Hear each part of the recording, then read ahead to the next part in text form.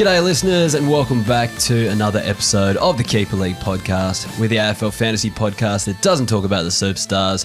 We only talk about the lesser knowns and the players who will bring value to your draft and Keeper League teams. My name's Heff and this week I'm joined by Jake from Hat Chat. How are you, mate? Hello, mate. Thank you for welcoming me back to Studio Heff. It's been about a year, I think. So yeah, it's been a while since mid last year. Place looking good. Does it worry that I refer to you as Jake from Hat Chat? Like, it's not your surname from Hat Chat. No, that's fine. Yeah, I've been cool. pretty Cool. normal with that. That's all right. It's not that my name is hidden on the internet, but at the same time, I'll keep a little bit of anonymity, I suppose. Yeah, no, that's all right then. I just wanted to, you are your own fantasy man, you're not. Not this year, I'm not. Okay. Well, let's jump into that. How's everything going? Let's talk about, I know your AFL Fantasy podcast is based around the classic format, so a quick update on that, but also how you draft, how you keep league teams going, all that sort of stuff. Quite frankly, I'd prefer to talk about the drafts in the Keeper League because that's why I'm here. I'm gunning for a regular spot because the classic side of things has been a bit disappointing. Yeah. Pretty poor start, 56k after round one. Come in week after week after week, which has been great. But this week, another little slide. Didn't quite hit the 2k mark, which for best 22 just isn't good enough, and slid outside the 10k. So, yeah, I might be losing my spot on my pod, but hopefully I can make a name for myself here. I've got a few draft leagues ticking along very nicely. All right, let's go through those. What's your number one? Home league, undefeated, which is pretty good. Oh, awesome. That's the league you want to be undefeated in. Is that with any? That's not with any of the Hat Chat dudes? None of the Hat Chat boys. It's been running for about 8 years. Yeah, Billy Goats sweet. Cup. Shout out to all the boys from the soccer club there. I know there's a couple of listeners. The boys tend to call me out when the TikToks go up. They end up in the group chat, so thank you for that. Yeah, no problems. Is there fines involved in that? Not in that group. Not as part of the league, but there is as part of the soccer club. Yes, so, I mean, yeah. Yeah. When you get caught out in the TikTok, all right, I'll put plenty out this week for you. Thank you, mate. Appreciate that. Soccer club would be richer. Yeah, I think one other team's undefeated. I've got them in about 2 weeks. So Yeah. the boys are coming along nicely. 4 keeper leagues, which, don't get me wrong, I love a good keeper. 4 might have been too many. I think there might be 1 too many just for those out I'm there. only in 2 these days, and I couldn't handle another one, I don't think. Yeah, 4 was definitely too many. A couple of them ticking along nicely. The one with the Hat Chat boys, if anyone was listening to me last year, knows I was struggling. Still a bit of a struggle town this year. A lot of injuries. I think I've copped 5 of my starting 6 in the back line are injured. And it's no waivers keeper. That one is a mid-season free agency. So we're struggling there, but the others, we're ticking along very nicely. Well, that's good to hear. Probably better than mine is going at the moment. I was undefeated up until round 5. Came up against the team ranked number 2 and 3 below me, and they both beat me in the last 2 weeks. So they've been close-ish games. I think 47 points and about 80 points this A bit week. of a flat track bully, mate. I think so, yeah. I was actually surprised I started as well as I did, but when you start going all right, you're like, maybe this could go okay. Maybe I'm around the mark, and then you come up against some of the good opposition, and your team just shits the bed. I benched Jake Lloyd for the first time this season. That's the week to do it. Yeah, so that's how good that one went, and just 2 subs and things like that. 2 guys subbed off. So yeah, I think round 6 is when stuff starts to happen. DPPs kind of come into play a little bit more. Yeah. So teams that are a bit more well-rounded have a bit of flexibility. I think that's where the cream rises. Your guys like Massimo, D'Ambrosio, who are round 1, 2 superstars, turn into absolute flops after about round 6. And yeah, but anyway, we'll see how that goes. We won't bore people too much with my team. What will get people excited about is spinning the wheel. You were involved in the live show. You bared witness to what the wheel can do to a crowd of AFL Fantasy punters. I was at the Traders last week before. Everything's blurring, and I was just thinking I just wanted to start the chart. I wanted to set them up to spin a wheel because there is nothing more exciting. For context, we spun the wheel for prize winners at the live show that we did at the Elephant Over Gather round, and it turned out that people didn't even want to hear what we were talking about. They just wanted to keep spinning the wheel to see people coming up. There wasn't even any prizes left on offer, but they still wanted the wheel to keep spinning. But I think the epitome of that was I offered to buy someone a drink, and we spun the wheel, and the only underage person landed. So I don't know that we ended up getting him a drink, quite honestly. But when he's 18, almost ended up with a fine for that one. So I did give him some game day squad cards to make up for it. Lovely. So hopefully that worked out. Anyway, let's spin the wheel. You're here in the room to prove that the wheel is actually spinning. it is spinning. If your name comes up, if your team name comes up, get in contact with me and I will send you the pack. that you could win. You just have to confirm it's you. And congratulations to this week's winner. Do you want to read it out for us, Jake? Such is Fife, which is a week for it too, because that Fife may be back. Absolutely. Such is Fife. Well done. And Fife, we'll talk about him later on in the show. But Such is Fife is the winner. Get in contact with me on any of the socials or via email. And I will sort you out with that pack. You just have to confirm your email address. And if you want to sign up and try to win a Game Day Squad pack, there is a link in the description below. It's just a Google form. Put your name down. Don't enter more than once. There's been a few people that have done that, so it doesn't give you any more chances. I go through and filter it. So just put your name down. I'll spin the wheel each week and try to win you a pack. So well done, Such is Fife. I'll look forward to hearing from you during the week. Now, if you want to support the show, make sure you jump on as a member. Doing a bit of a drive. We did have a good uptick of members this year, but the thing you kind of don't factor in is like some people don't continue on as well, so they drop off a little bit as well. So anyone who's dropped off, or if you haven't signed up yet and you do listen to the show each week, please consider supporting the show. We can continue going on into the future because it is quite vital these days. Anyways, let's get into the round review. The first game. Now, this was a super long round, wasn't it? It was a weird one starting on a Wednesday, which I thought would be a great segue into this game because in 3 of my 4 keepers, completely forgot about the Wednesday night games. And I happened to cop Shai Bolton, who else we got? Liam Baker, Stephen May in 2 and 3 leagues, all on the bench. So that was a bit of fun for me. Oh, because of the bye last week. You're right. That would have been. And Melbourne had a bye too, didn't they? They both came off the bye. That's why they had the early game, which is makes sense. Again great. When you don't have 4 leagues, 4 leagues you lose track. Unfortunately, 100%. Don't be in more than 2 leagues. I think is the key of the story there. First one, Thompson Dow. There's been so much Dow news lately. Paddy made his debut last week. Now, Thompson Dow probably had his first good game in the midfield this year. Scored 88 points, and he also had 110 in Supercoach as well. I saw Dossie putting out a few memes on Twitter. Could we be seeing the rise of Thompson Dow? Did the song get a resurgence? No, well, that's a Paddy Dow. But actually, if there's an Easter egg in the end of that, Dossie, on the fade out bit, Dossie actually sings Paddy Thompson Dow. There you go. See, it could have happened. So an owner in 3 of my 4 keeper leagues, actually. I got him pretty late this year. I was pretty hot on the fact that he'd be playing best 22, which he is. Less hot on his scoring capabilities, obviously. 100%. I don't know that we're going to see a massive rise, but it was certainly great to see that he has it in him. Yeah. I think 8 tackles this week after putting 10 in since round 1. So averaging 2 a day goes to 8. Now, if that's sustainable, probably not, but the fact that he's added that element to his game, or at least had the opportunity to do so, and good news for owners, absolutely. Yeah, I think so. Like, I'm not super sold on either. I'm not expecting anything. But the one thing is that Richmond midfield is going through a huge transition at the moment, especially with Taranto out, Hopper's re-injured himself, Presti is out. Like, they're going to be trying a few bits and pieces. The other one was Marlon Pickett. Had a huge uptick in CBAs this week and only scored the 74. I think he's mid only anyway, so it's nothing to get excited about, but just kind of further evidence that they're trying things with that midfield. So players like Thompson Dow, and you might find, we might find Kane McAuliffe back in the side pretty soon as well.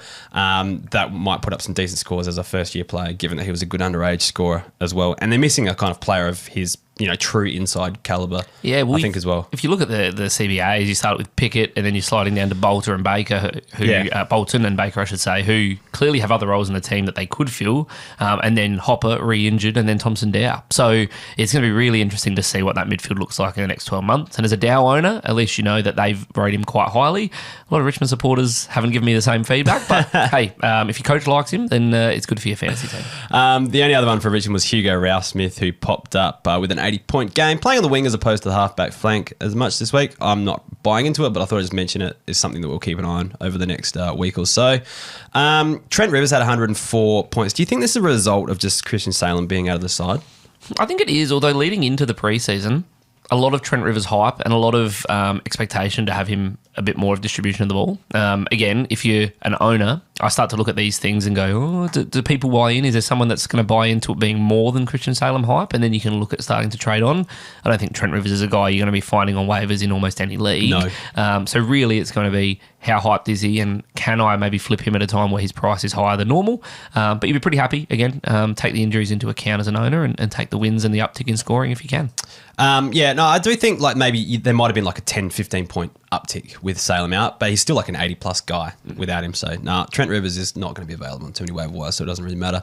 The one guy who is appearing on waiver wires is Ed Langdon.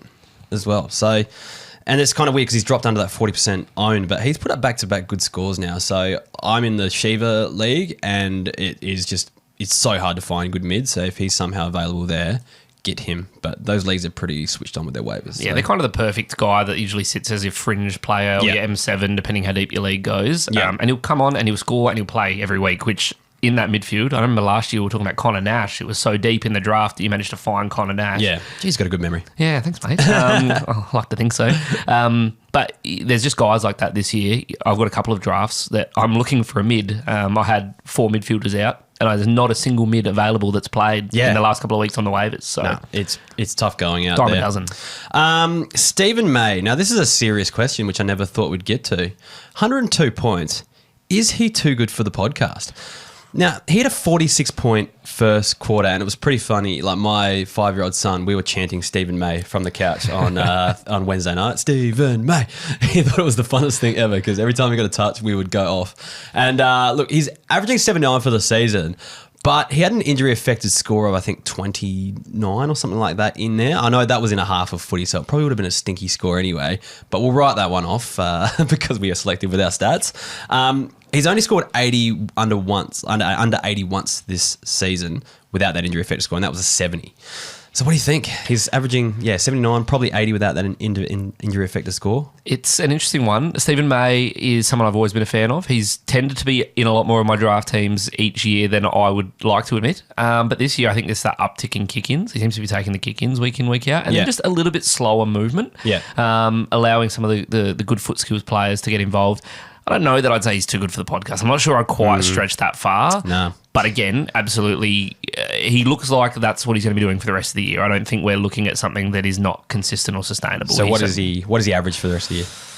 Or what's his average come the end of the season? Come the end of the season, I'd like to say it's that low to mid 80s is probably where I see it. Yeah, I see a few more lower games coming. I think it's probably around the 79 mark that it is probably close to where it's going to finish, I think.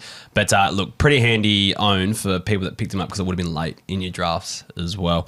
I actually had a question come through on Discord.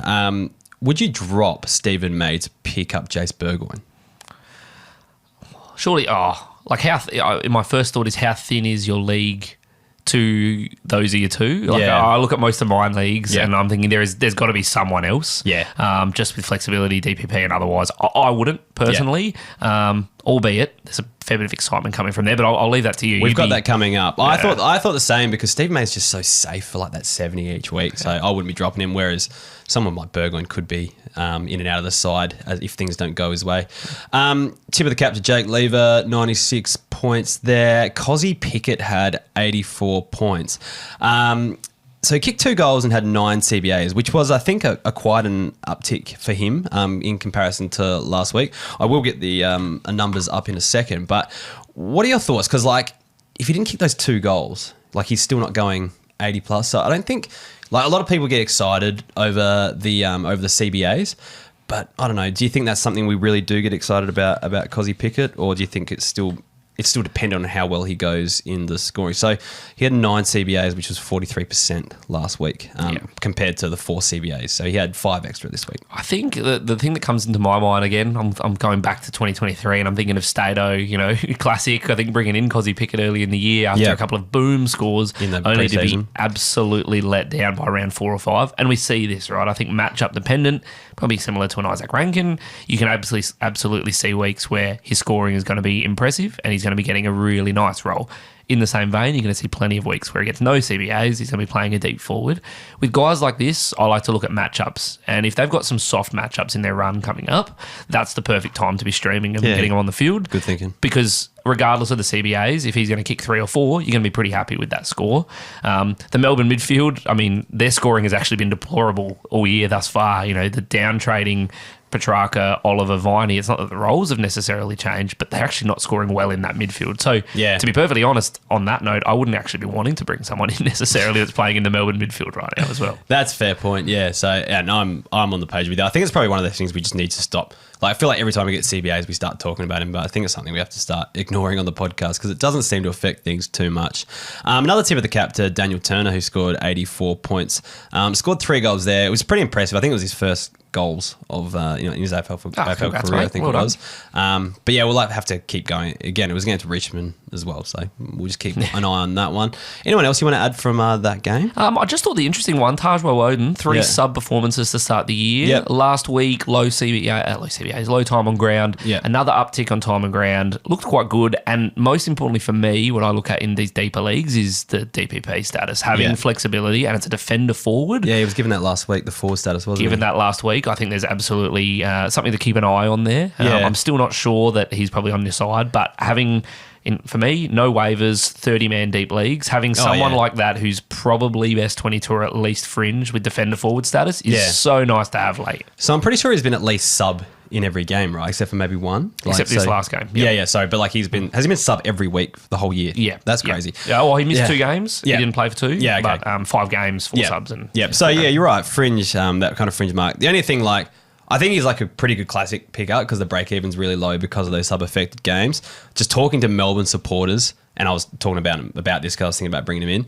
They're just like, oh, well, he's probably not going to play too much because they got Bowie coming back in 3 weeks. I think it is. Salem will be back in 3 weeks. It might push him out long term. Yeah. But he it was might be a good sub, play. still a sub for the first few games of the year, even with those boys in the side. So they must rate him highly enough. Yeah. Don't be giving up much for it, to be fair. But if you've got a vacant spot or someone who's got a long-term injury, a bit of flexibility is never a bad thing. Definitely. I don't mind him in classic because a bit of a 3-4 week play though as well.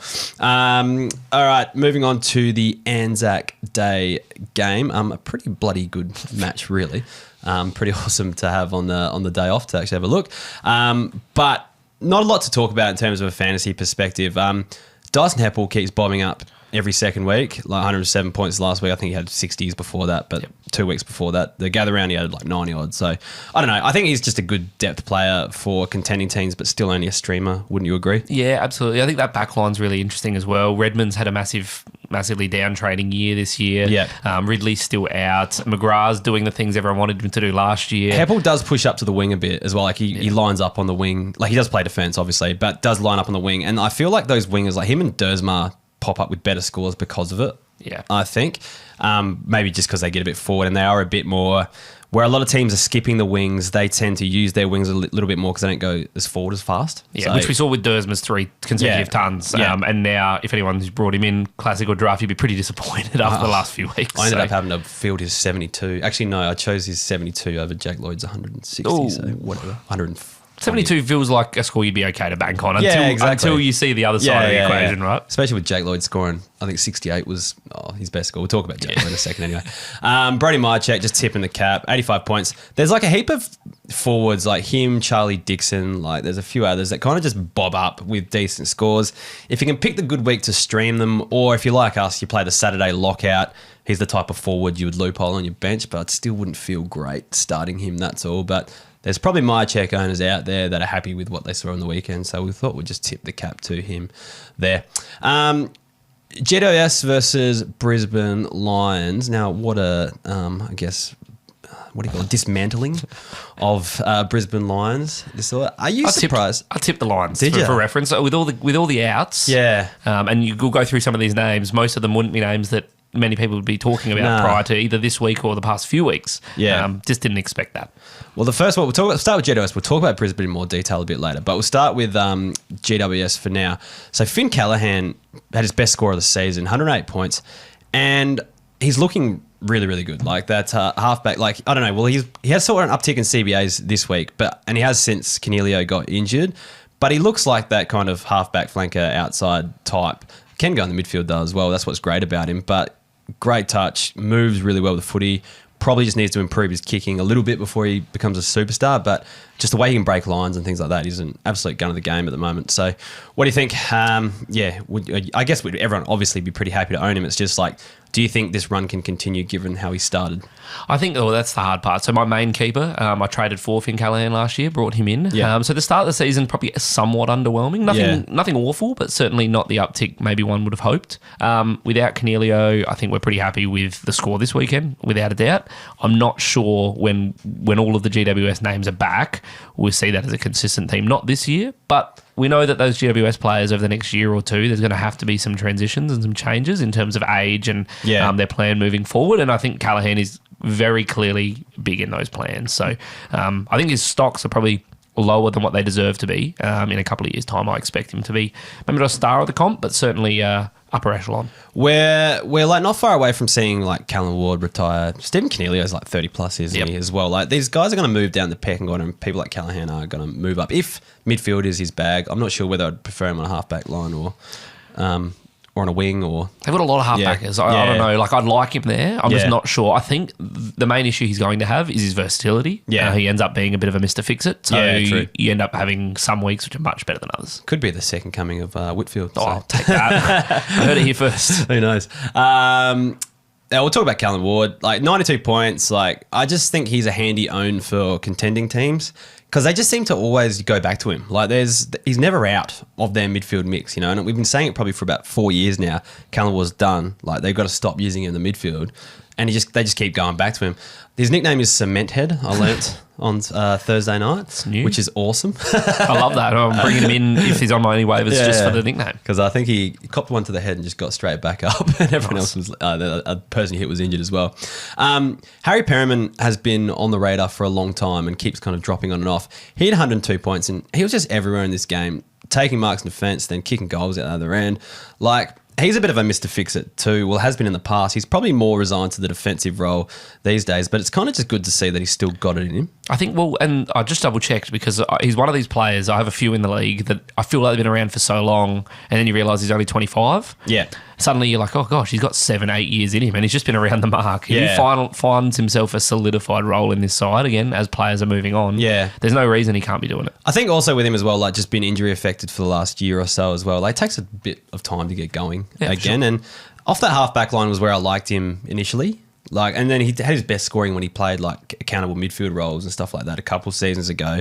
But that's the kind of role that caught my eye, and it was just good to see him put up a good score again. Still have faith for someone like Harry Perriman. James Peatling, I'll just kind of mention that he had 81 points. That was his highest CBA usage for the year as well. But he's another guy that you always kind of see in that midfield, so they're kind of earmarking someone like him. Darcy Jones was a pretty outstanding debut.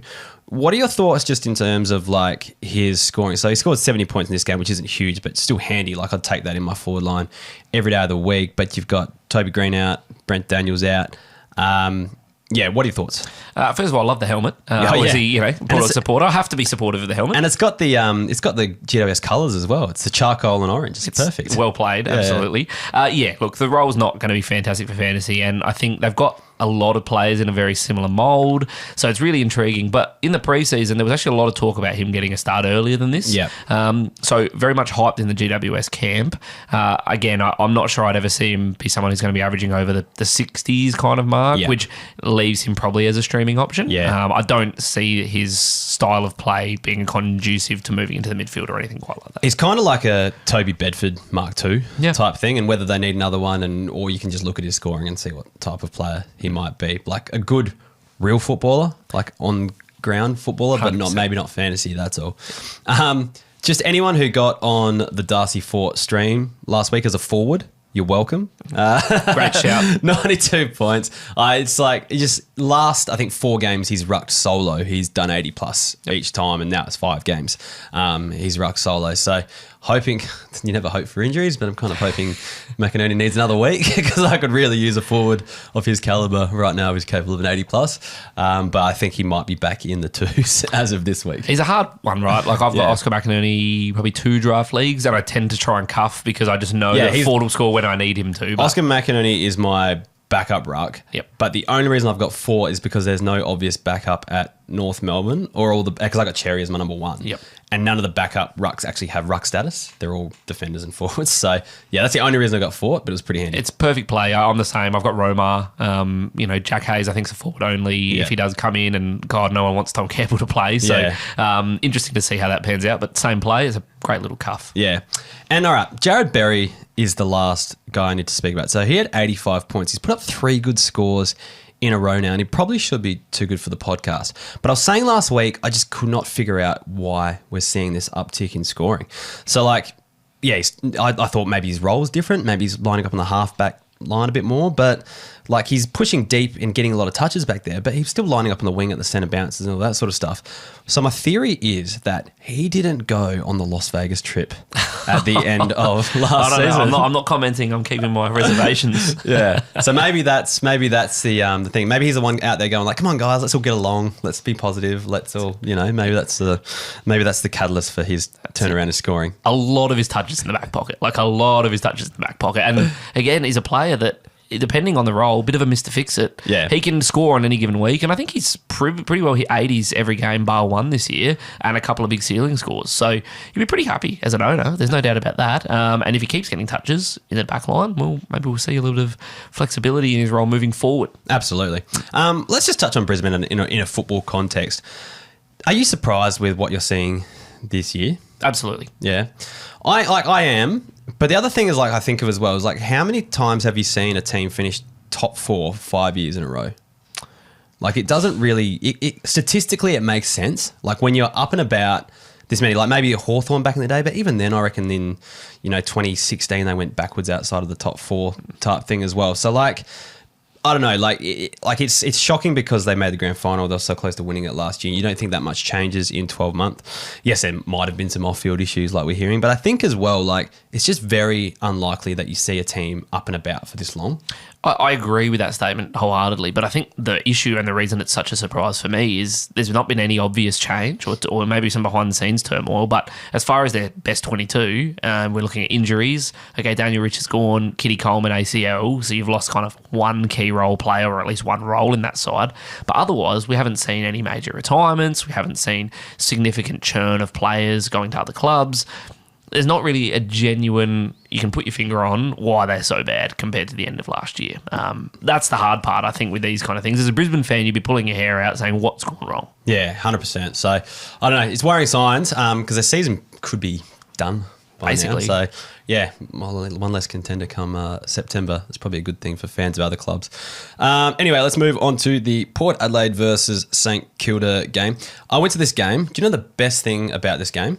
I didn't see the game, so I'm intrigued. Watching Henrik Stenson launch golf balls from the goal square, landing one on the Coles logo in the middle, second try to win someone in the crowd a car.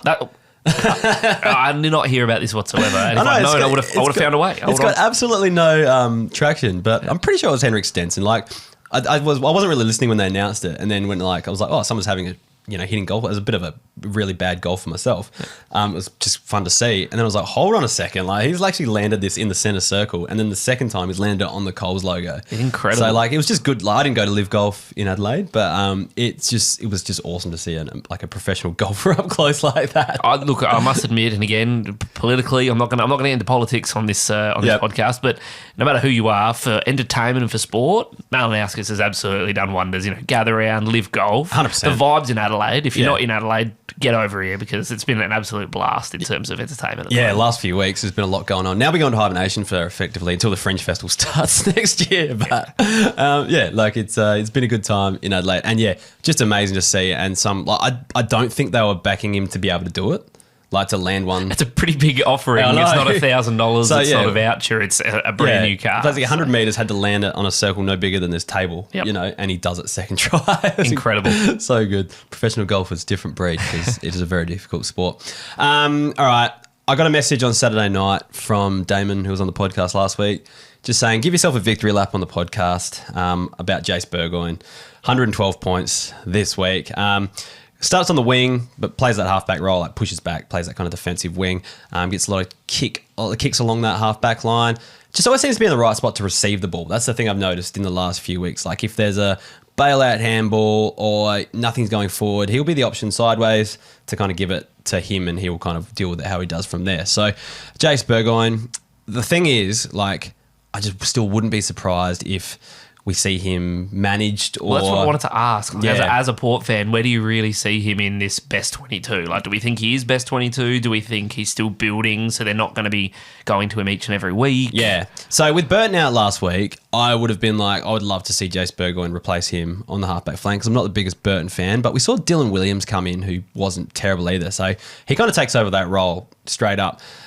I can see Burgoyne being like him and Boak kind of rotated a little bit on that wing, because I think Miles Bergman's a bit more of the senior player, is a bit more important to the structure and the way we go forward and things like that, if you can actually say Port has a structure and a game plan and whatever. but like, yeah, I'm still not sold on Jace Berg on this, what I'm trying to say. Like, really good showing the last couple of weeks, but yeah, I still need to be proven that he's not going to be subbed or start as the sub, or, you know, allow Boak to come in and play a few more games before he retires type thing as well, or just, you know, use a senior head when the going gets tough and stuff like that. So great score. Happy to take the victory lap, but still not sold. Want to see a little bit more from Jace Bergman. Do you think that's fair? I think so. Again, I didn't see this particular game, one of the few I didn't catch this weekend, but all reports are fantastic, and I think there's just so much talent in that side, and just finding the right roles and the right pieces is going to be pretty key to Port's success moving forward. 100%. You've hit the nail on the head there. There's a lot of talent in that side, not a lot of game plan and management going on, but we won't get me started. We're going to talk about Hinkley again? We won't get me started on the coach. Bottom 10 Ken, I think the media started calling him, so people are starting to see the things I've been saying for about the last 7 years, but 7 years, goddamn. Jordan Sweet came to the side, a bit of a shock to Soldo having surgery during the week. But yeah, he's put up 96 AFL Fantasy points and actually 128 in Supercoach as well. I moved early and got him in my Supercoach team this week, but I had Rowan Marshall on field who scored me 61. So nice. Yeah. For everyone out there, my Supercoach rank is now just inside the top 1,000 as opposed to being 27th a few weeks ago. Look, still better than me in any format, so I cannot say anything. Royal Marshall, the number one factor as to why I've gone backward. Yep. But anyway, Sweet game of Bath. Royal Marshall did cop a knock early in the game. That probably did factor in. But like, Sweet has 6 weeks to prove himself, and he's made a very good start. Oh, and look, I guess something that I feel somewhat more available to talk about as a former Doggies player, really high raps. I think the reality was just going to be Tim English is meant to be our ruck for the next 10 years. Yep. How can we afford this guy at game time? He's too good to play in the VFL, and I think he showed that on the weekend. Really talented. I think his best part of his game is his hit outs to advantage. I think he's a genuinely good tap ruckman, and he showed that he has a bit more to add around the ground and a bit of a cuddle too from time to time. So, look, really hot on him in all formats. I also moved 2 leagues. I've streamed rucks this year. Yeah. I've been running Bailey Williams and both of them, and then brought Jordan Sweet in straight on field this week.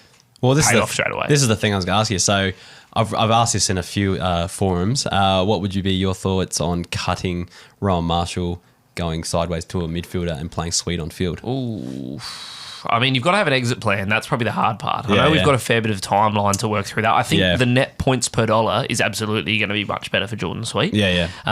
Bit of a hard one. We tend to not say trade your premiums in any format. Yeah. But could mean I have a Tom Green in my midfield. I think, and it depends what rookies people are running still. Because instead of like a Sharp or something like that. If you can move on someone who's struggling and, you know, really don't want to be in your side, there's absolutely a reason to make that play. Yeah. Anyways, Darcy Wilson is owned in too many leagues now. One of the better draftees of this year, went very high in most keeper league drafts.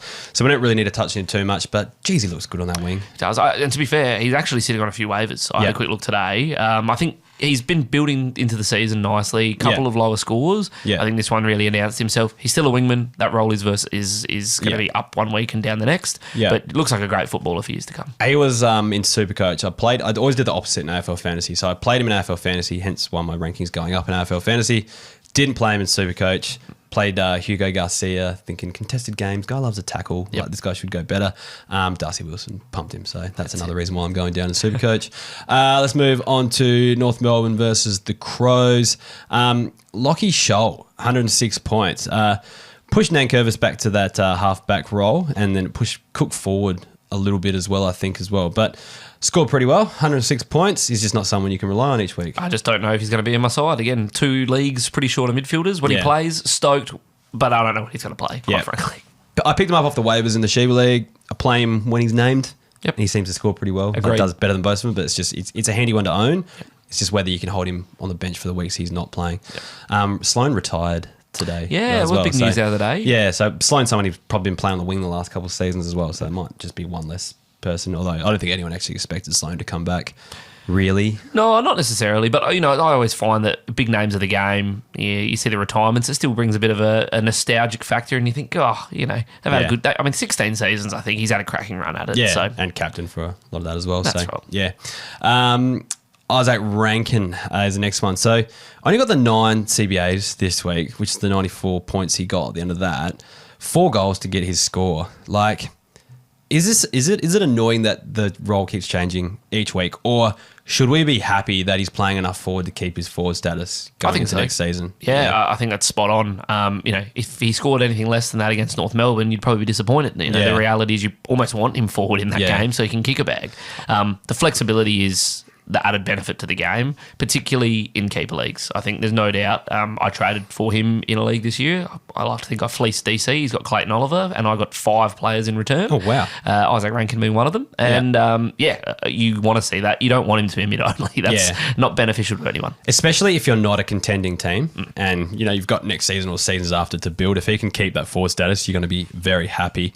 Braden Cook, 92 points, 3 goals. I just don't get excited by these types of players anymore. Like, I don't know. He has looked good the last few weeks. And like when I was at the Crows game the other week, a lot of people were telling me I've got to pay more attention to him and could be a fantasy player for the future. But in the Crows side, where things just keep changing continually, I don't know. I'm not excited just yet, but more of a tip of the cap this week. But I have a deep watch list. He's not on there. Whether I'll miss a trick, I guess we'll find out. Yeah. And Josh Worrell had 87 points. Like, again, I don't really like the role because he does play more of a taller, more like an intercept defender, I guess, but had 9 marks back there. Probably a tip of the cap, but as a real footballer, I think Crows are pretty happy with the way he's gone the last few weeks. Agreed. So, looks like a handy player going forward. All right, let's read some gold members. Thank you to Matt Roach, James Hodge, James Wishart, Jackson Jacoby, Dallas Roberts, David Overall, Nicholas Krisnarich, William Lane, Jeff Saunders, Alexander Huber, Adam Ritchie, Fraser Mascatelli, Ryan Sizjetti, James Heiniger, and Chris C. Apologies for the names I have butchered. Did Chris C's name actually Chris C, or did you just shorten it to not have to do one more? No, he doesn't. I think Chris C doesn't want to be identified, but now all of Chris C's league mates are probably trying to work out who Chris C is. So sorry about putting that in there. Thank you to those legends, though. You're the ones that keep this podcast going each week. And you're the ones who've committed to supporting it. So thank you so much. Hopefully you're enjoying all the bonus resources and stats and all the extra bits and pieces you get on the website as a result for your support. Anyway, so let's continue on with the round review. All right, Geelong versus Carlton. Cam Guthrie is the first name to talk about here. So he had 104 points, but then he was starting on the back line, but then he got moved into the midfield when Danger got injured. We've seen this actually a few times over the last few weeks, like Jack Bowes coming in to replace Dangerfield and stuff like that. But can a Cam Guthrie be a player that continues? I want to say yes. Geelong Jesus, as coined by myself a couple of years back. Obviously, significant long-term injury. I was wondering if he came in defence as a kind of find his way back into the side, find his way back at AFL level. That was my gut feel. Yeah. Then obviously straight away taking the reins with Danger's injury. I think that makes the logical sense for him. Obviously Stewart was out this week. There's a lot of changes happening in that. Atkins was the sub who does play that, or has played more defence this year, but has played that inside role in the past. But I don't think he's going to come straight back into the midfield. I don't think I could sit here and put my name on it and say absolutely he could do either. I think he can do both. It's just going to be where they shift the magnets with this Danger injury. Yeah, no, 100%. Like, we've seen someone like Matthew Kennedy in the last few weeks for Carlton just play a variety of roles, and it's been very hard to know where to place him, and we'll talk about him in a sec, but he was back in the midfield this week, but there's injuries and stuff that changed the dynamic of that. But speaking of Guthrie's though, Zach Guthrie had 95 points. I've been ignoring him. He's been putting out some decent scores the last couple of weeks, but it's just it's Zach Guthrie. He'll revert to type. He'll just go missing.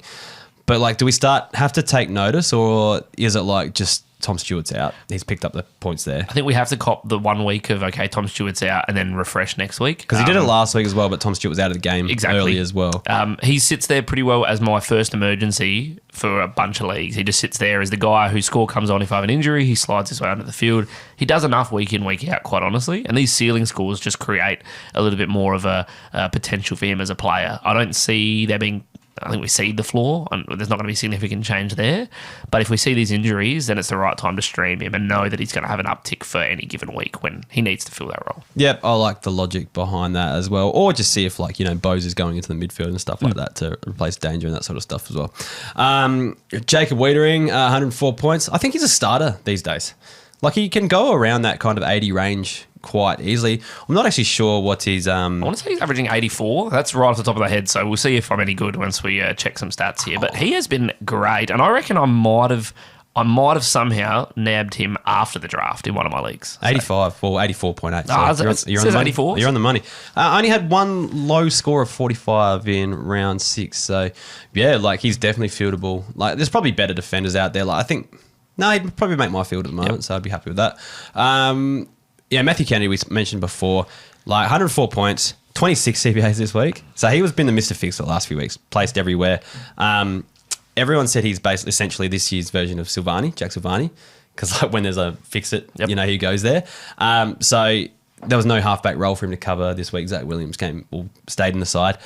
So like he scored that 104 points in the midfield, but then my next question is what happens when Chera comes back? Because his good scoring this season does coincide with Chera being out. I think it's a really fun one because everyone in the classic side of the game is screaming out for forwards, and I think a lot of people, it wouldn't surprise me to see him as top 5 traded in this week on the back of that performance, and I couldn't do it. I just couldn't. I don't have any trust and faith in that role, and we've seen this year after year with Matt Kennedy. He doesn't change, does Not he? just role, but if he's in and out of the side, I definitely think he's best 22 these days, might I add. But like we've seen year after year that it changes week to week to week. For the draft format, you kind of know that, and you can factor that risk in as to when you're picking them up or who you're trading for them.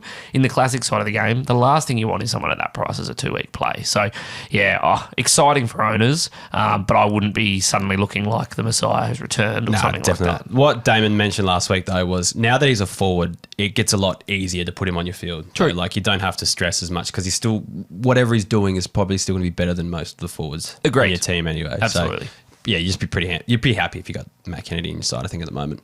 Tom De Koning at 86 points. He's been surprising despite like sharing the ruck role again. I think he's probably on track for forward status going by the last 2 games with Pitnet being in there a lot. I'll have to check I'll actually check the splits right now, but I reckon he would be around the mark. Just give me 2 seconds for flying Carlton. You know, on that super quickly, I think he's looked really impressive, and we've talked about it for years, and a lot of people are holding in keepers waiting for this breakout, and he's impressed me with the scoring in a dual setup. Like he's clearly done it to start the year without it, but now he's got the dual setup and he's still finding a way. Yeah. So he got 27% of the CBAs to Pitnet's 73.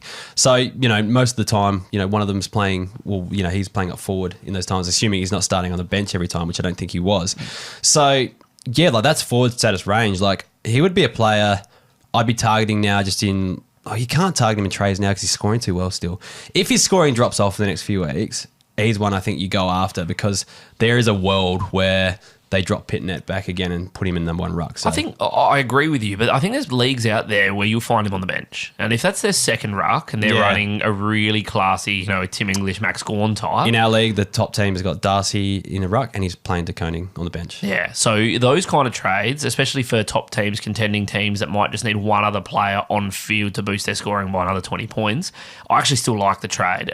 Depending what you're going to pay. Don't pay overs for it. Yeah. But if you need a ruck, and he's going to get ruck forward status, you'd be pretty stoked with that to finish the year off. It is a punt that he'll get it, but it's looking good at the moment for the last 2 weeks.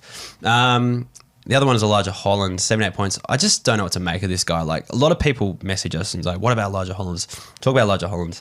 And it's because he was like that good underage scorer, but it was in that year, the COVID year, where everyone was a bit skewed. Like no one's really come on as much. I don't know. I don't love his role because he needed 2 goals for scoring to score that 78 points. What do you feel about Elijah Holland? Probably a similar player to we spoke about, like a Darcy Jones, in the sense of, not in the same way that they play the game, but in the way of really good footballer, and you'd be pretty stoked that he's coming through in years to come. But I'm just not sure I see him taking that leap, at least not in the short term. I think he's shown that he can play in a role which is fantasy scoring and fantasy relevant, but I don't think he will be in the Carlton side, barring some pretty significant injuries. But we've seen the likes of, you know, Matt Kennedy and a few others take over CBAs. I think Elijah Holland could play that role, but seems a more traditional kind of wingman, goes forward, half forward, kicks some goals, talent without being fantasy kind of royalty at all. He's shown some talent. Yeah, the talent is what gets people, I think.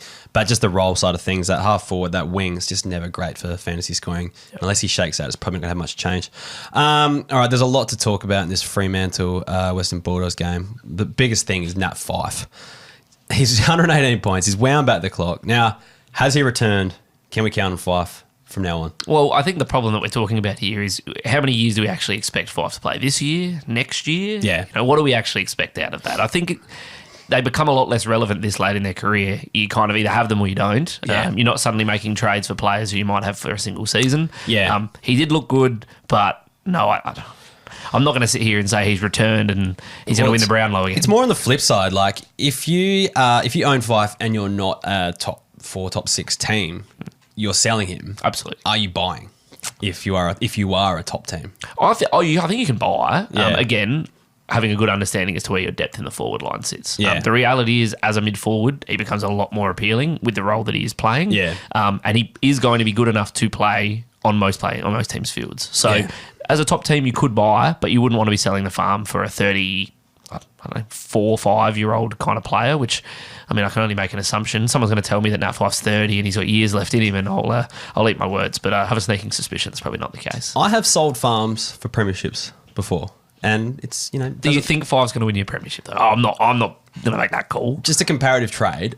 Errol Goulden's first season, so I think he got injured halfway through the year and didn't play. Yep. I traded him out for Patrick Dangerfield, who was a forward at the time, and it single-handedly won me the flag, that trade. I don't regret it for a second. Like, I wish I had Goulden now, but because I had that flag in the bag, it's like, it feels like it was totally worth it. So Interestingly, same year I had my first keeper draft with the Hat Chat boys. Yeah. And I picked Dangerfield before I picked Josh Dunkley because I thought Dangerfield was more likely to retain forward status. Okay, yep. Again, on the flip side, not too happy with that pick. Yeah. But yes, if you're in a single season, you've got a weak spot in your forward line. yeah. Fife can absolutely do the job for you this year. And it might be the punt that you need to win that flag as well. So I wouldn't knock anyone for trying it. That's for sure.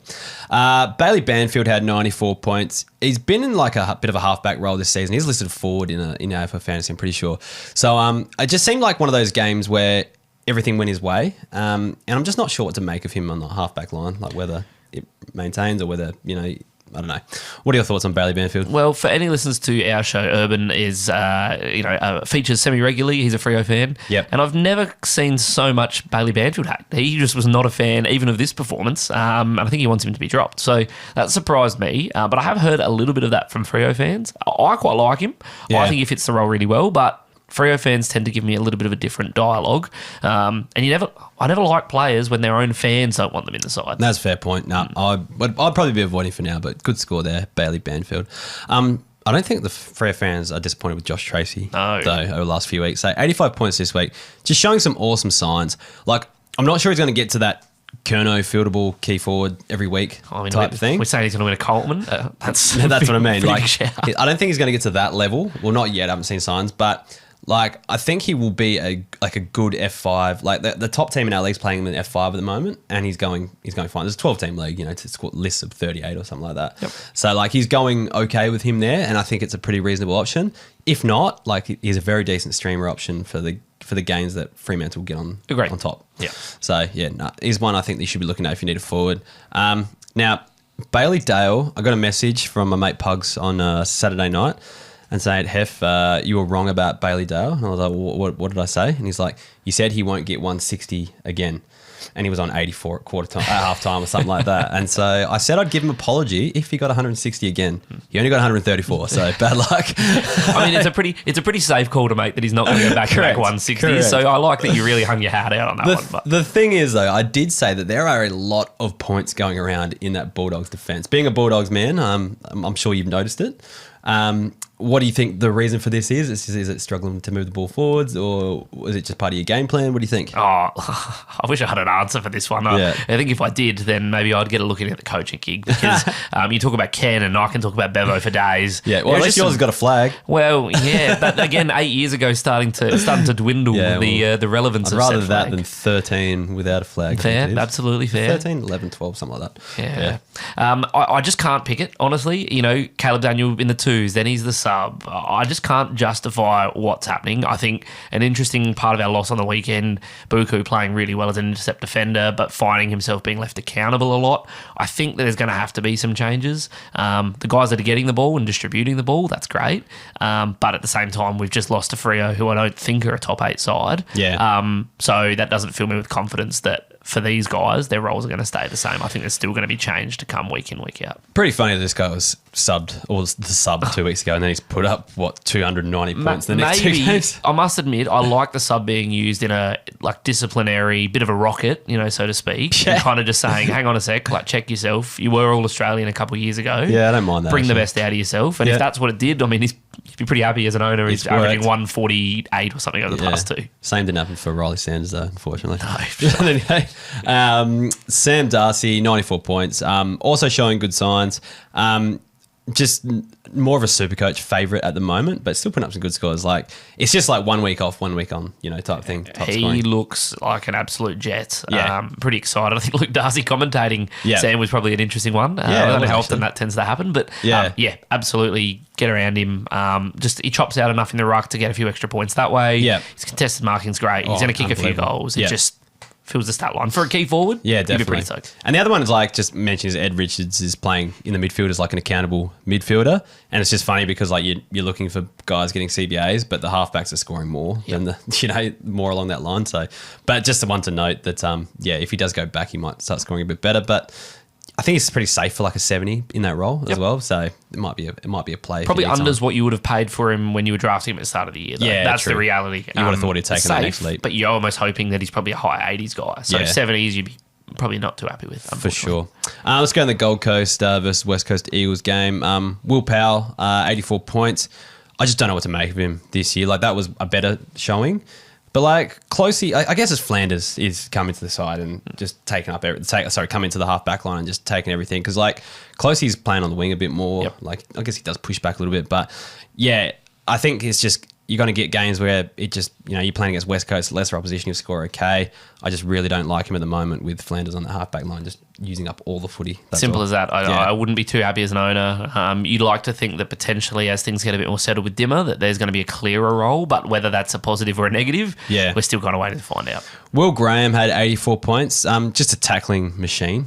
So when he can get games where he can chase people down and get those tackles, they're using him in the midfield often enough.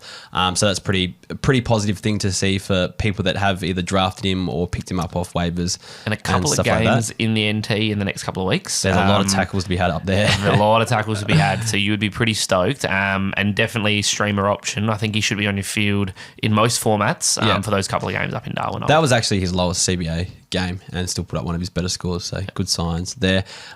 Jake Rogers had 69 points. He was a good underage scorer. That's the reason why I mentioned him, even though he didn't score super fantastically.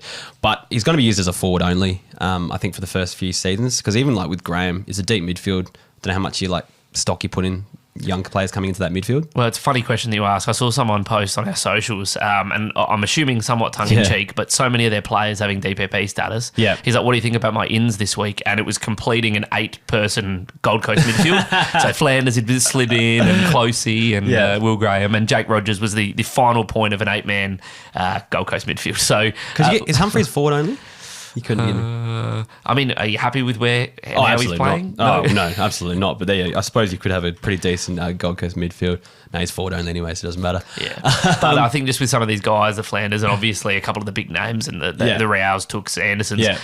Wouldn't be the worst midfield in fantasy, would it? No, I wouldn't have thought so. But he's playing forward. He's not really going to be moving into that midfield anytime soon. No, I can't see it. And the only one for West Coast was Jack Petricelli. Had 98 points. Lots of midfield time. We saw this last season where he had, I guess, quite an uptick in CBAs in some games and generally went 80 plus in those games where he did. And we saw it in the preseason, but it didn't really happen come round one.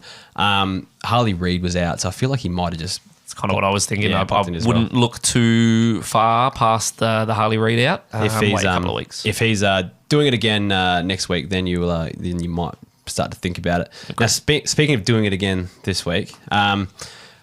tomorrow. I've got a bit of a statement coming out on the socials, TikTok, Instagram, and it's actually my public apology to Jake Waterman, truthers out there. 390 plus scores. Yep. Now he's officially too good for the podcast.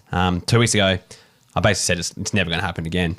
And now he's actually a very viable, fieldable F4 kind of option out there, maybe even F3. He has had his 3 probably easiest matchups for the season. We'll see how it goes from then onwards. But like I said last week, he did actually average 70 last season as well, which you'd take as a forward every day of the week. He finds a way to kick some big goals between the sticks, and the reality is that's worth a fair few points. Yeah, so exactly. if he keeps up that run rate, you'd be pretty stoked. Yeah. So definitely keep those hate comments coming on my TikTok account about the bagging Jake Waterman, because it keeps the algorithm going and I get lots of views. So tomorrow will be the public apology, so I look forward to all the riffraff on that comment section there. Last game of the round, we'll get through it quite quickly so Jake can actually get back to work. He's kind enough to do this on his lunch break. I love it, mate. Jack Scrimshaw is the first one. Now he's on the bubble, I think, for Too Good for the Podcast. 87 points this week. Is he picking up more points as Sicily plays as like more of a key defender, do you think? Oh, absolutely. Weirdly enough, I grabbed him off of waivers this week. I'm not sure what happened there. I'm not sure that that's something that you'd be seeing in too many leagues, but pretty stoked. I had Tom Stewart out. Jack Scrimshaw was a nice little replacement. Happy days. Well, I feel sorry for Simo, who writes for the website. I gave him the advice to drop Scrimshaw, I think, in round 1 or 2. And he's come good to say, I'm really good at fantasy.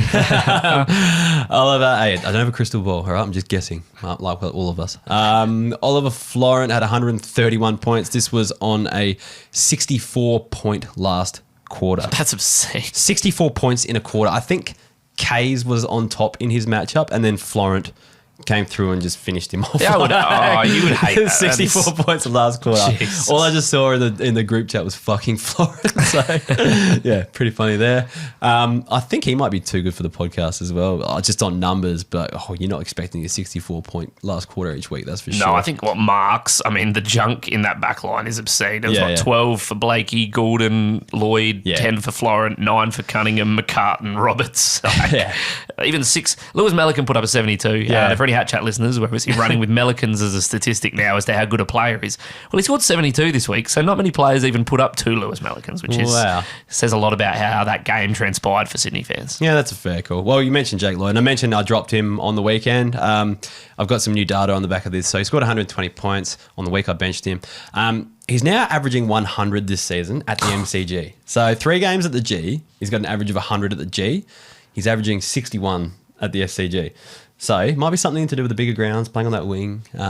But geez, he's getting a lot of cheap touches this week. I think this game, all in all, as Sydney fans or anyone with Sydney defenders, it's definitely not something to expect every week. But I'm definitely going to stream Jake Lloyd the next time he plays at the MCG. I'll probably put him back on field and just like cop the 60s for the week that you're going to cop the 100. Like I'm not going to try to pick it. And the last one for this game was Justin McInerney. He was actually subbed out, but had 86 points with his newly crowned forward status. Mm-hmm. Only the 6 CBAs this week. So like it's great that you can still score without him, but it just kind of highlights the changing nature of Sydney, and they just rotate so many things in there. Luke Parker's going to come back in this week. Who's that going to affect? All that sort of stuff. Do they rest? Taylor Adams came off with a bit of a knock, so maybe happens every week. That's just the life of a Taylor Adams owner. But they might manage him this week. I don't know what it's going to affect, but there's a lot of different things changing all the time at Sydney, so just keep your eyes on that to see what happens. The last lot of gold members, I have to read out 30 per episode to get through them all in a season.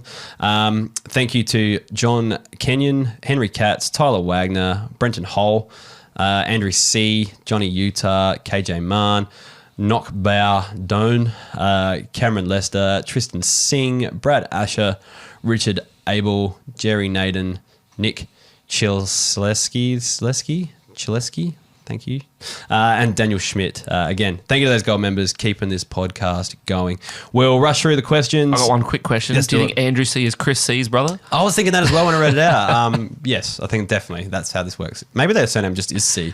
That's it. That's the actual surname. All right, let's get through the questions quickly so you can get back to work. Trav014, what has happened to Trudge Watch? The boy is killing it in the VFL still. Any chance of a supplementary signing? Are you privy to a Trudge Watch? I'm not. I've kind of looked at this a bit blankly, like, I'm going to cop it for this. So when Kays and Dossie were on the podcast, they were obsessed with Joel Trudgeon, a VFL player who's now played for 3 clubs in 3 seasons, and he just puts up monster scores in the VFL each year. I think he was Carlton, Box Hill. I think he's at Coburg Lions now as well. So he's not in the AFL affiliated ones anymore. But yeah, I don't know. I feel, and he's aware of Trudge Watch. He's actually got in contact with the page as well. I thought it was hilarious. Followed us on Instagram and all that sort of shit. Look, I've got him on Instagram. I might as well just send him a message and see. We might do an interview or something like that. Ask the question. Trudge Get him Watch. on, mate. Yeah. Let us know if you want to see Trudge Watch. All right? I won't go out of my way to do it, but if there are enough people out there that want me to check in with the Trudge, I saw the other one, the All American Aces boys got on top of that Darwin footballer that had 81 disposals this week. Was that the Prime Train? Yeah. He's got a pretty big. I was about to say most people probably know who the Prime is, but 81 touches, and he's like, here's the video to prove I actually had them too. That's obscene. I've seen like a lot of his videos. I wasn't sure if he was actually that good or he just had like a social media presence, but 80 touches. To be fair, you watch it and it just gives off, gets back. It's like the boys kind of he paid him a bit to get him up to the 81. It would have been good for the socials if you can get 81 touches in a game. Major Bam is asking, is Jace Burgoyne playing wing and rolling up to the stoppage? Yes, essentially that's what's happening. And Petrocelli is asking, is he playing mid? Again, yes, he did this week, but Harley Reid's coming back, so just kind of ride it out to see what happens there. At Leewood Bridge is asking, I've been holding Ashcroft, Day, Mills all year, but Danger out injured has me down a mid. Should I cut him? I think it depends entirely on what your squad looks like, really. Dangerfield, like, he's done the hammy. He'll probably be out for like 6 weeks now. Yep. Do you reckon? Again, like if you can cover him, keep him because he's worth owning if you can make the finals. Like, he's handy on. But if you're going to struggle without him, your team's down the bottom. He's not part of your future plans. I think it's safe to cut him. Yeah, you can't be running with a 0. Like, it depends as well. If you've got a mid forward who can slide in there and then your replacement is one of these guys that we've spoken about as a prospective F5, we'll try and hold him on, but you can't be running a 0. And with Will Day, like he returned last week, obviously, only scored like the 47 points, but they were always saying he's going to be on restricted midfield minutes for his first few weeks. So just persist with him and he'll be good. Again, if you're not in contention, just run with it and see how you go. Yeah. Okay, so Diddley Docker is asking, what's a fair trade for Mills in a keeper league? And I struggled to come up with an answer for this. I looked at my team, right? And I was like, who would I trade out? What would I offer that I think the owner of Mills might say yes to? And the only player I could think of is like maybe Jai Caldwell in my team. But would I give up a forward that's averaging 80 plus? I wouldn't do that trade. Yeah, exactly. I mean, if I was the Mills owner, I'd do that trade. Yeah, that's what I mean. But like, that's the only thing. I guess I'm talking my team specifically. There's not a lot more I would give. And even then, I don't think I would give it. Like, I wouldn't give up Caldwell. Mills is one of those guys for me that if you're competing or the person that has them is at this point of the year, you get a real feel as to where someone sits on the ladder, right?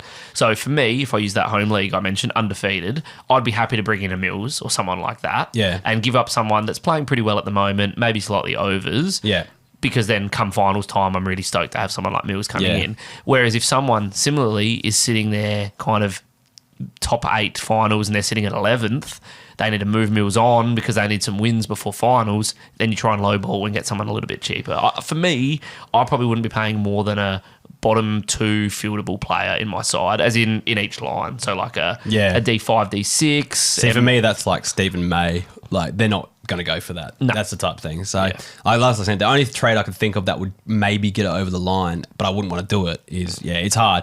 It's probably something a bit lesser than that with a few picks thrown in, and it all depends on the context of like where the teams are that are trading him, essentially. But like always, the owner's going to overvalue it because he knows he's coming back, and then the guy trading is going to undervalue it because he's trying to get something a bit cheaper for a guy who's injured. They never go well, those trades, and they're never fair anyway, and they most often don't actually come off. Yeah, if someone has him and they're not looking like playing finals right now, but they think their side's good enough, they're the types of players that I'd make because they're probably more inclined to move him on to get the wins they need. See, even my side, I'm a top 4, top 3 team in our league, but I don't have faith in my side to be like to win the flag. So I'm still thinking of next year. Like I don't want to trade out for someone like that. I want to keep my younger players in and stuff like that. Fair. So I wouldn't go near it. Otherwise I'm throwing away a potential good future player for an injury guy. You know what I mean? Give me one good reason to keep Jai Simpkin instead of throwing my boy back in the pool in disgust. Please, anything. I don't want to, but it feels like a divorce is inevitable. It's a good question. Can you give him a reason? I can give him a reason. I don't think I've got most. Big uptick in CBAs, 3rd in their CBAs this week. Yeah. Anyone who has a Tom Powell in Classic would be well aware of Jai Simpkin's uptick in CBAs because apparently 34 from Tom Powell as a forward is what we should expect. So that role is somewhat interchangeable, but North are still looking quite poor. They've still only had however many wins, 5 wins in the last 5 years or something crazy. I'm hoping the Powell thing is just he needed a rest, so they rested him forward, but I don't know, like Jai Simpkin did nothing on the weekend. Yep. So, like, I don't know. He asked for a reason. I had to give him one. I'm not saying I'd keep him. No, but that's the reason I gave last week as well. Is like, he's had his 2 best scores before this week. He had his 2 best scores for the season with his highest CBA numbers for the season. Now, this week was the highest, but then went back to the 40s. So I can't really. The only thing is, probably the same thing is the CBA numbers, and that's about it. Mortada wants to know draws, yes or no. So the draws in AFL. I'm a yes guy. I actually enjoy the draw. I see it in two ways. Like, it seems so weird that like think about Premier League, right? And there's lots of in soccer and stuff like that. There's draws, but it's part of the game, and it seems more natural because there's less scoring going on.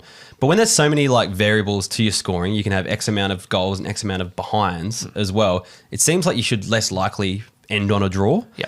And if there is a draw, you should just settle it. I think, you know what I mean? I think you end up on a draw and it's like, wow, after 120 minutes of football, we could not separate all these the things that happen. Yeah. It seems crazy to go, if you move to the golden goal or an extra 5 minutes. But I don't know, it seems unfair to decide it that way. That's the other thing, The manner of how you would decide it, I just can't think of a way I'd like. Yep. I think the extra time is fine, but it really, footy is such a recovery-based sport. Most teams only train once a week type thing. You're basically fucking that team for the next week in terms of recovery and stuff like that. It's a tricky one. So I'd say no. I'm happy with the way it is. But I'm a big draws fan. Yeah. You won't convince me otherwise. It's fine. We'll both go yes. G Sambo 16. Rank these 5 forwards in redraft, and this is really tricky. Powell, Baker, McInerney, and McRae. Oh, and Jackson. Sorry. So Powell, Baker, McInerney, McRae, Jackson. Now, I've kind of had a bit of a look at this, and essentially, McRae, I think, is going to be a 90 average forward. Pretty safe. So I'd probably go him first. Baker and McInerney, I couldn't split because, Baker is playing that inside role at the moment, but could go revert to not being an inside midfielder. Whereas McInerney gets, around the 70 to 80 most weeks without having to have that role. But Baker, with that kind of role going forward, could be better off. So, and then I've got Powell on last week's numbers. I would have had Powell number 1 easily 2 weeks ago. Yeah. But now I'm just uncertain. It's a week's a long time in fantasy. Yeah. 2 weeks ago, McRae's not on this list and Powell's sitting at number 1, right? So Baker's shown me no signs that he's not going to stop getting those CBAs. And so I'm keeping Baker 2, McInerney 3rd, Powell drops down to 4th, Jackson 5. But a few weeks ago, that list would have looked completely different. And in 2 weeks' time, it's probably going to look different again. So I'm looking at this list purely on a longevity basis, but the second part that I think we have to factor in here. We're saying redraft, though, so it's for this season. You agree? Sorry, I say as in longevity of role. Yeah. Now, I think Sean Darcy will get injured again. I start looking at these kind of things. This week, he's down training. But what do I think he averages for the rest of the year? I think he can probably push, high 70s. Yeah. Powell, that's so dependent. But the other thing that we have to consider is also their DPP, right? Yeah. So Baker, for me, probably might sit at number 1, just a defender forward. I love the defender forwards. I'll die on my hill that having 1 or 2 of them in your side every year just makes your season a hell of a lot easier. Point. So I think for me, Baker goes ahead of McRae just because we've seen McRae not even in the side a couple of weeks ago. I don't think Liam Baker's a concern of that. So it's probably Baker, McRae. And then the other 3 almost blanketed. I like Jackson more, as a ruck. I think it's nice to have that ruck forward too. True. So he probably sits ahead of McInerney and Powell a few weeks ago, it's a completely different world. After seeing a 34, it's hard to give him any props. So Powell down to 5. Yeah, I think so. I do like the approach of that. And like I said, in 2 weeks' time, my list will probably look completely different as well. But we'll leave it at that, I think. Jake, thank you so much for coming on the podcast this week. Give Hat Chat a bit of a plug. Oh, thanks, mate. It's great. We tend to record Mondays as well. So anyone interested, you'll see this up usually by Tuesday morning. Obviously, specifically focus on the classic side of the game. We do have a top 100 coach on the podcast as of this week, which is pretty exciting. You have to tune in to find out who that might be. But at Hat Chat AFL on all the socials. You'll find me at Dunkley's Donuts. Although, perfectly honestly, I've been pretty bad at updating them at the moment, so life just gets in the way, but I'm glad I was able to squeeze my way on here today, mate. No, it is an awesome podcast. These guys are very funny, the Hat Chat guys. I didn't realise. Well, I listened to your podcast a lot. More so last year. I haven't listened that much this year because I've been focusing on Supercoach more. But at the live show, you guys absolutely killed it. You guys could almost be comedians. Oh, thanks, mate. I'll take that. I'm going to be clipping this and putting this on my own socials. Very, very funny fellas. So Nathan will be back this week, and he is the Mr. Hilarity himself. So for a good laugh, this week's the one. All right. So, definitely tune into that. Get around our stuff on all the socials. Starting to put these back up on YouTube as well. So if you want to actually watch this podcast instead of listen to it, probably should have mentioned at the start. But I would have done my hair. Anyways, thank you for listening, and we'll talk to you soon. Get around our sponsors, Game Day Squad. Sign up as a member if you want to support the show. Thanks for listening. Talk to you next week. See you later. Cheers, mate.